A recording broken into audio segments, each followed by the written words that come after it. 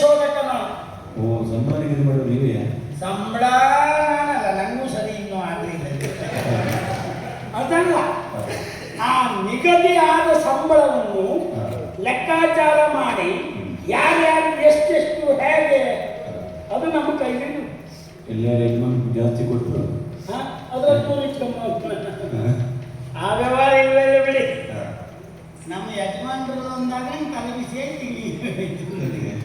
ಯಾಕೆಂದ್ರೆ ನಮ್ಮ ಯಜಮಾನರು ಹಾಗೆ ಎಲ್ಲಿವರೆಗೆ ಅಂತ ಹೇಳಿದ್ರೆ ಅವರಿಗೆ ಪಾಪ ಪುಣ್ಯ ಬಹಳ ಹೆಚ್ಚು.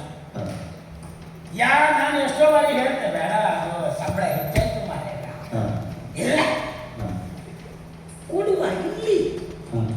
ಇಲ್ಲಪ್ಪ, ಆ ಸಂಬಳದಲ್ಲಿ 3 ಜನರ ಹಾಕೊಳ್ಬೋದು, ಅವರಿಗೆ 7, 8 ಎಲ್ಲ ಕೊಟ್ಟು ಹೊಟ್ಟೆ ತುಂಬಿ ಸಾಕು ಕೇಳುವುದೇ ಇಲ್ಲ.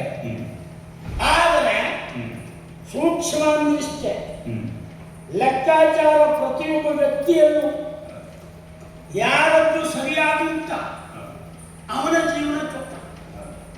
ಅದಿಲ್ಲ, ಲೆಕ್ಕಾಚಾರ ಚೊಕ್ಕ ಇಲ್ಲ ಅಂದ್ರೆ ಅವನ ಬದುಕೇ ಚೊಕ್ಕ. ಅರ್ಥ ಆಯ್ತು ನಿಮಗೆ? ಒಂದು ಲೆಕ್ಕಾಚಾರ ಹೇಗುಂಟು ಕೇಳಿದರೆ ಒಂದೊಂದು ಆನೆಯು ಲೆಕ್ಕ ಹಾಕಲೇಬೇಕು. ಲೆಕ್ಕದಲ್ಲಿ ವ್ಯತ್ಯಾಸ ಅಂದ್ರೆ ಏನಾಗ್ತದೆ ಅಂತ ನಮ್ಗೆ ಗೊತ್ತು.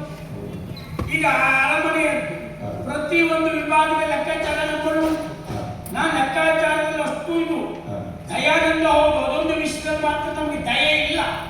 ದಯೆ ನೊಂದು ಹೋಗ್ತದೆ ನಮಗೆ. ಯಾರಿಗೂ ಎಲ್ಲಿ ಹೆಚ್ಚಲ್ಲ ನಮ್ಮ ಲೆಕ್ಕವಾಗಿ ನಮ್ಮ ದುಡ್ಡು ನಾವು ಕೊಡ್ತಕ್ಕಂಥ ಬರ್ತಕ್ಕಂಥ ಪ್ರತಿಯೊಂದರಲ್ಲೂ ಹಾಗೆ ಇದ್ದವನ್ನ ಹಾಗೆ ಇಟ್ಕೊಂಡ್ರೆ ಮಾತ್ರ ನೋಡಿ ಲೆಕ್ಕಾಚಾರ ಎಷ್ಟು ಸೂಕ್ಷ್ಮ ಆಗಿರುತ್ತೆ. ನಿಮಗೆ ಸಣ್ಣ ಉಳಿತಾಯ ಬಗ್ಗೆಲ್ಲ ಗೊತ್ತಿಲ್ಲ. ಸಣ್ಣ ಉಳಿತಾಯ ಅಂದ್ರೆ ಈ ಸೋರಿ ಹೋಗುತ್ತಲ್ಲ, ಅದೊಂದು ಮೊದಲು ಜಾಗ್ರತೆ ಮಾಡಬೇಕು. ಅದು ಬಹಳ ಮುಖ್ಯ. ಅದು ಇಲ್ಲ ಅಂತ ಆದ್ರೆ ಸೋರಿದ್ದು ಗೊತ್ತಾಗುವುದಿಲ್ಲ, ದಿವಾಳಿ ಆದ್ಮೇಲೆ ಎಲ್ಲ ಗೊತ್ತಾಗುತ್ತೆ.